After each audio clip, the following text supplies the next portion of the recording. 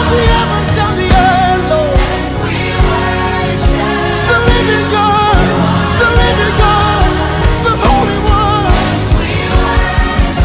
Say you are, and we give you worship. Say you are. Une femme féconde a une autre manière de fonctionner. Il ne peut pas rester jusqu'à... C'est-à-dire, un homme responsable, il ne peut pas rester au-delà de 20 heures à l'extérieur. Sauf pour cause professionnelle. Il sait qu'il doit être avec sa femme, il doit être avec ses enfants. Une femme responsable et féconde, la même chose. Elle ne peut pas rester dehors aussi longtemps que ça, parce qu'elle sait qu'elle doit être avec son mari, elle doit être avec ses enfants. Mais regardez les célibataires. Le gars, 23 heures, il est là en train, je ne sais pas, de regarder un match quelque part chez Diallo. Le gars, il n'a aucun souci.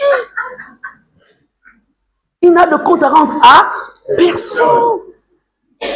Il suit Manchester, je ne sais pas, autre équipe peut-être qui est en train de faire. Que voudrais-je vous dire? C'est la même chose sur le plan spirituel. Je veux vous dire une chose.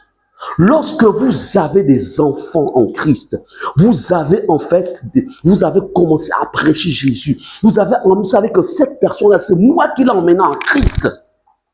Vous ferez tout pour grandir au fur et à mesure. Parce que déjà, il y a un défi. Il n'est pas normal qu'un bébé que tu as amené en Christ te dépasse dans le plan spirituel.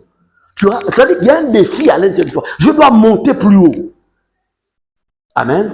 Et être toujours un modèle. Quand tu sais que tu as un enfant, tu es obligé en fait de te vêtir spirituellement, de rester propre. Tu es obligé d'être un modèle parce que tu sais que ton évangile, ce n'est pas seulement de la théorie, il doit voir en toi l'évangile de Jésus. En fait, qu'est-ce qui te challenge dans ta vie? Si tu n'as jamais quelqu'un, il n'y a rien qui peut te challenger. C'est pourquoi beaucoup, en fait, à un moment, paf, descendent. Jésus a dit, si quelqu'un veut venir après moi, je voudrais vous dire, il est important, quand vous venez à l'église, venez pour Jésus. Si quelqu'un veut venir après moi, après qui? Après Jésus. Ne commettez pas l'erreur, comme beaucoup aujourd'hui dans les églises, viennent à l'église pour chercher les bénédictions de tout genre. C'est une erreur. Ne cherchez pas les bénédictions. Cherchez Jésus. Amen. Quand vous avez placé Jésus au centre de votre maison, de votre vie, il vient avec tout. Il vient avec tout. Tout. Il vient avec la paix, il vient avec la joie, il vient avec l'or, il vient avec l'argent, il vient avec la guérison, il vient avec la protection, il vient avec le salut dans toutes ses dimensions. Amen.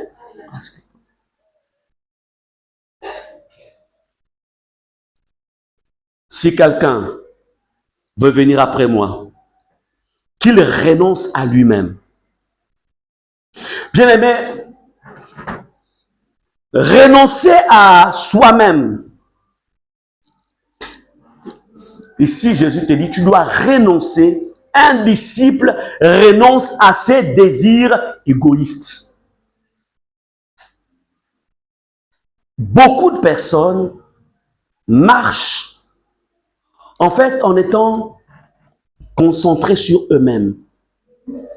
Beaucoup encore dans l'église marchent avec la volonté propre. Mais un disciple, savoir, en fait, lorsque quelqu'un porte les marques de Christ, il ne vit plus pour lui-même. C'est la volonté de Jésus qui prévaut maintenant. Sa volonté. Regarde ta vie. Regarde-toi. Est-ce que dans tous les domaines, Est-ce que la parole de Dieu est au centre? La manière dont tu éduques tes enfants, est-ce que c'est avec la parole de Dieu? La manière dont tu gères ton foyer, est-ce que c'est la parole de Dieu? La manière dont tu gères tes finances, est-ce que la parole est au centre? Tes relations amicales et autres, est-ce que la parole est au centre? Un disciple, celui qui porte les marques de Christ, la parole est au centre. Rien ne peut être fait dans sa vie. Il ne peut rien faire en dehors de la volonté de Dieu. Amen. Paul dit,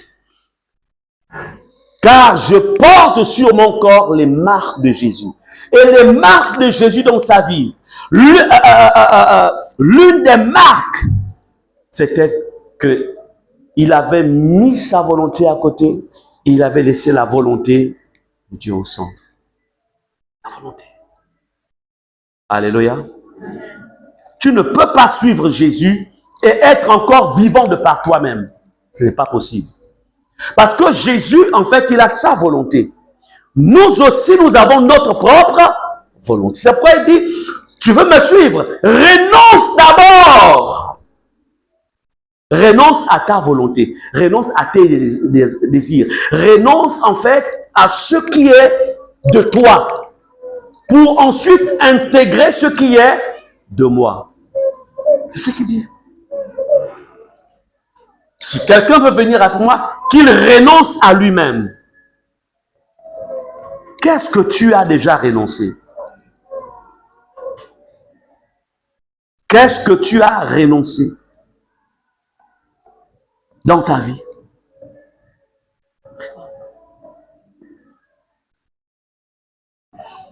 Tu étais, en fait, lorsque tu étais dans le monde, tu aimais critiquer. Est-ce que aujourd'hui les critiques ont disparu? Ou bien ça continue? Si ça continue, ça veut dire que tu n'as pas encore renoncé. Quand tu étais dans le monde, tu étais orgueilleux, orgueilleuse, moqueur. Est-ce qu'il y a encore de l'orgueil et de la moquerie en toi? Si c'est là, c'est que tu n'as encore rien renoncé. Quand tu étais dans le monde, c'est toi-même qui gérais tes finances. Dieu n'avait pas droit de citer dans tes finances. Mais est-ce qu'aujourd'hui, Jésus a une part dans tes finances? Si Dieu n'a pas de part dans tes finances, tu n'as pas encore renoncé. Et la part de Dieu, c'est la dîme, ce sont les offrandes. C'est le respect des engagements. Parce que tu as fait un vœu. Qu'est-ce que tu as renoncé? Amen. Si on se met à citer tout, on risque d'arriver jusqu'à 24 heures. La question, à un moment, tu dois t'asseoir seul dans ta chambre.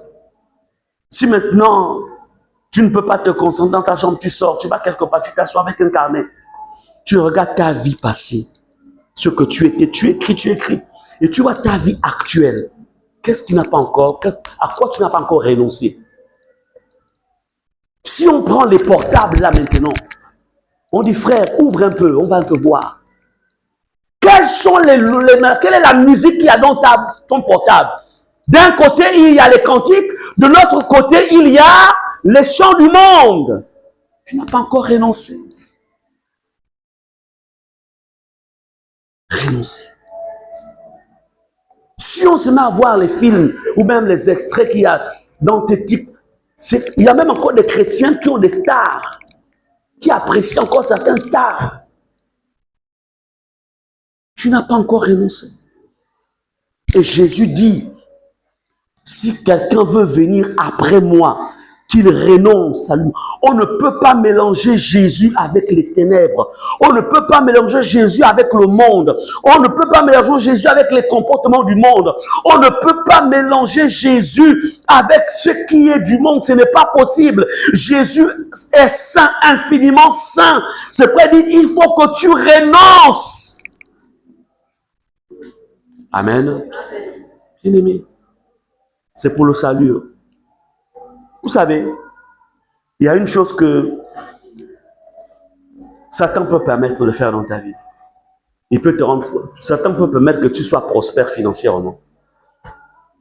Il peut permettre que tes affaires réussissent. Il peut permettre que tu montes même en grade.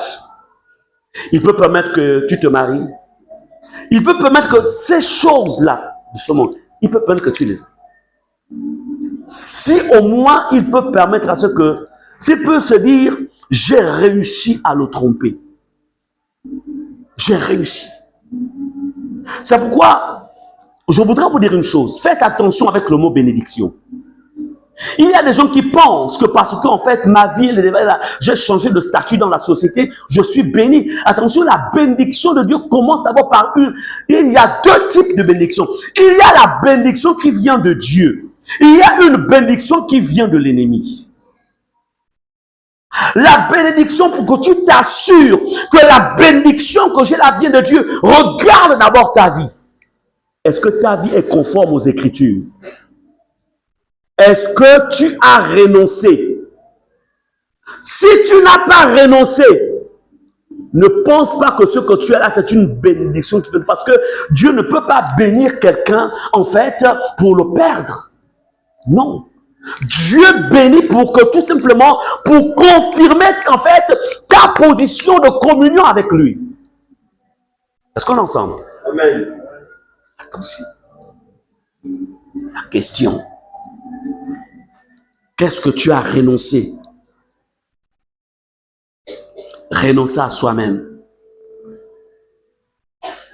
Désir égoïste. Attention. Dieu te dit, renonce à ta propre volonté. Renonce. C'est important. Renonce à ta propre volonté. Bien-aimé, Église.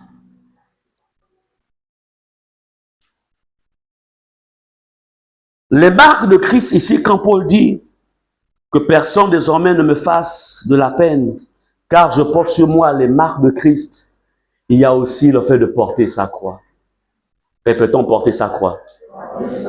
La parole de Dieu dit qu'il se charge de sa croix. Se charger de sa croix. Là encore, vous savez, si sur la terre, tu n'as pas déposé tous tes fardeaux, tes soucis, tu n'as pas déposé ça au pied de la croix. Vous savez pourquoi beaucoup auront du mal à rentrer? Parce que le chemin du Seigneur, Jésus a dit, il dit, large est la voie qui conduit en fait à la perdition, mais étroit et resserré le chemin qui conduit au ciel. Vous avez des chrétiens qui ont fait des fardeaux comme ça. Quand il arrive à la porte du ciel, il veut rentrer. Parce que c'est une porte petite comme ça. Il veut le fardeau là. Ça l'empêche de rentrer. Parce que c'est collé au dos de la personne. Faites attention. Déposez tout. Que rien ne vous empêche d'entrer. Vous savez, vous prenez, par exemple, l'avion Piper. Piper, c'est très léger. Hein? C'est les petits avions là, avec lesquels souvent certains pilotes, certains en fait apprennent à piloter. Il y a certains qui... C'est vraiment très léger. Avion à hélice là. Soit une hélice parfois. Tu te dis, bon, je vais aller en Dindé, donc au village de Takmon. Tu prends toute la famille dans le Piper. Dites-moi, ça va monter? Ça ne peut pas monter. Donc, il prend femme, enfant, les tarots, la banane, tout dans le Piper. Il veut essayer de décoller là, ça retombe. C'est un peu une image pour dire que si nous avons des fardeaux sur nous ici sur la terre, tu viens à l'église avec des fardeaux du péché, les fardeaux du mensonge, les fardeaux de la haine, les fardeaux du manque d'engagement avec Dieu. C'est sur toi. La trompette sonne, Jésus revient sur son cheval. Il vient chercher son église. Les femmes, ça va t'empêcher de monter.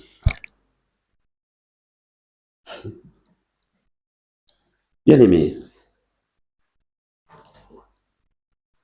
je peux vous dire une chose. Prenez votre salut au sérieux. Les jeunes, parfois, beaucoup parmi vous disent, ah, il y a même, écoutez, même si il y a de l'insouciance dans la vie de certains jeunes, mais vous, enfants de Dieu, ne soyez pas insouciants. Amen. Vous, jeunes en Christ, ne soyez pas insouciants. Est-ce que vous aurez des cheveux blancs sans pourtant que Jésus ne revienne? Je ne sais pas. Je ne sais pas. Mais la vérité, c'est qu'il est proche. Amen. Amen. Vous êtes allé faire des études, c'est bien. Il faut continuer à apprendre. Je ne veux pas dire qu'il faut maintenant rester à la maison en attendant que Jésus revienne. Ce n'est pas ce que j'ai dit. Étudiez, allez-y, allez le plus loin possible. Mais, faites-le en se disant, certainement, si Jésus arrive, il faut que je sois capable de monter. Amen. Amen. Le Maître vient. Qu'il renonce à lui, qu'il se charge de sa croix. Bien-aimé, la croix ici, c'est le symbole du sacrifice. Le sacrifice. Le sacrifice et l'obéissance. Aujourd'hui, beaucoup de chrétiens ne veulent plus souffrir. Il y a beaucoup qui voient les démons derrière la souffrance. Vous savez, il y a deux types de souffrance. Il y a une souffrance qui est causée par le péché et il y a une souffrance qui est liée à l'épreuve de Dieu. C'est deux choses différentes. C'est pourquoi, lorsqu'il y a la souffrance, quand elle apparaît, tu prends le temps dans la présence de Dieu et de faire passer ta vie devant la parole. Et s'il y a des domaines où la parole de Dieu, tu vois, là il y a le péché, là où il y a la désobéissance, qu'est-ce que tu fais? Tu demandes pardon au Seigneur.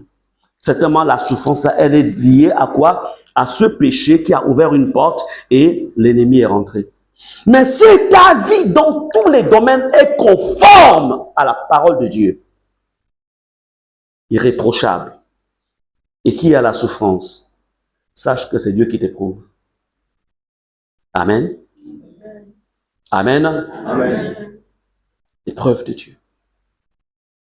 Et quand l'épreuve arrive, c'est que Dieu veut te faire changer de grade, veut te faire monter. Église, en tant qu'enfant de Dieu, en tant que disciple de Jésus, la souffrance fait partie de notre lot. Il ne faut pas l'oublier. Regardez comment les disciples de Jésus, comment ils furent persécutés. Allez-y dans les Actes des Apôtres. Étienne fut lapidé. L'apôtre Jacques fut exécuté. Beaucoup dans la Bible. Regardez. Ésaïe fut scié. Amen. Donc ne pensez pas que suivre Dieu, suivre Jésus, c'est de manière permanente vivre dans la stabilité, dans tout ce qui est... Non. C'est pourquoi Jésus dit, celui qui décide de me suivre doit se préparer à porter sa croix. La croix des critiques, on va te critiquer alors que tu ne fais pas quelque chose, alors que ta vie est normale. On va te calomnier. On va te jeter, on va mettre du discrédit sur toi. On va te cracher dessus. Même ta propre famille va te rejeter à cause de Jésus. Donc, si tu vas dans la chambre, au nom de Jésus, démon du rejet, je te chasse. Non, là, c'est l'épreuve. Ce n'est pas un démon du rejet. C'est pourquoi il faut le discernement. Comprendre que là, c'est le Seigneur qui m'éprouve, ou bien là, c'est vraiment des esprits qui m'attaquent. C'est pourquoi vous devez avoir une communion avec le Seigneur. Une communion avec le Saint-Esprit. Amen. Amen. C'est important. Renoncer. Se charger de sa croix. Combien se chargent encore de leur croix? Beaucoup sont prêts à en découdre alors que Dieu te fait passer par une épreuve. Il veut te faire monter. Combien? Regarde comment tu réagis face aux gens. Regarde l'esprit de vengeance que tu as. Tu es prêt à te venger. Regarde. Tu es prêt à rendre le mal pour le mal. Non.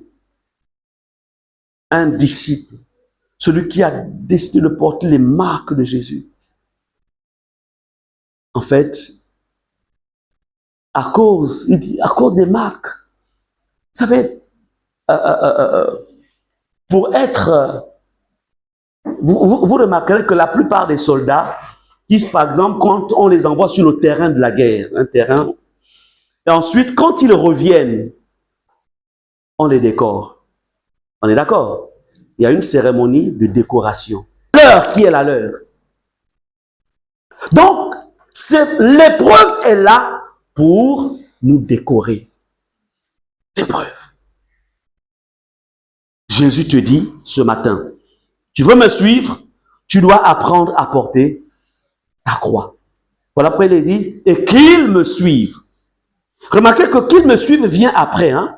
Il vient après renoncer à lui-même, se charger de sa croix. Ensuite, qu'il me suive. Donc, celui qui n'a pas renoncé à lui-même, celui qui ne se charge pas de sa croix, ne peut pas suivre Jésus. C'est vrai, il vient à l'église, il est engagé, mais dans le monde divin, il ne suit pas Jésus.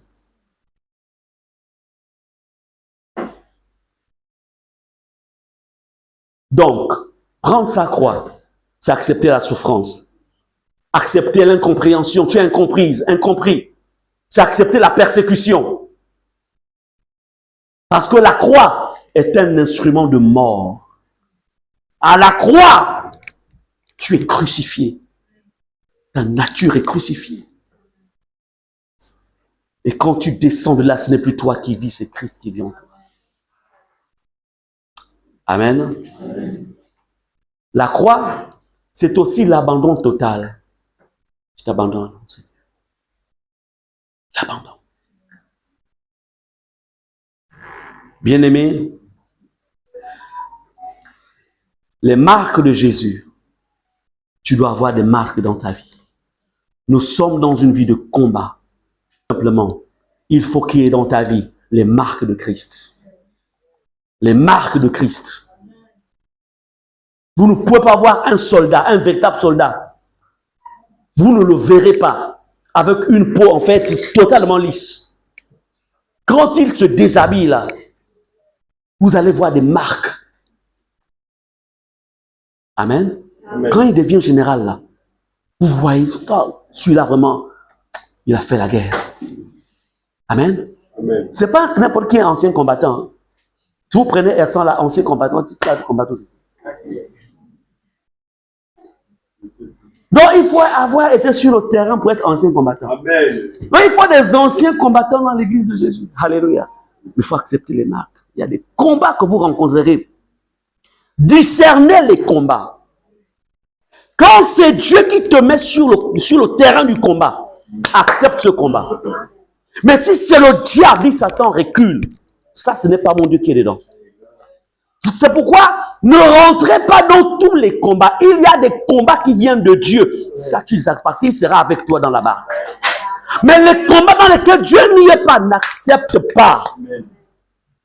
Amen. Amen. Amen. C'est important de comprendre ça. Je voudrais vous dire ici, dans ce passage de Matthieu 16 que nous avons lu, 24 à 25, alors qu'il dit à ses disciples, si quelqu'un veut venir après moi, qu'il renonce à lui-même, qu'il se charge de sa croix et qu'il me suive. Car celui qui voudra sauver sa vie la perdra. Mais celui qui la perdra à cause de moi la retrouvera. Bien-aimé, qu'est-ce que ça veut dire vouloir perdre sa vie? Car celui qui voudra sauver sa vie. Bien-aimé, ce sont ces personnes, malheureusement, elles sont chrétiennes. Oui, certes, elles sont chrétiennes, mais veulent demeurer dans les standards anciens. Les standards du monde. Il n'est pas prêt à vivre sans copine. Elle n'est pas prête à vivre sans un homme. De temps en temps, on peut forniquer. Elle est mariée ou il est marié, mais de temps en temps, il peut avoir une petite amie dehors. Non. Tu veux sauver ta vie. Sauve-la. Mais la Bible, celui qui veut sauver sa vie, la perdra.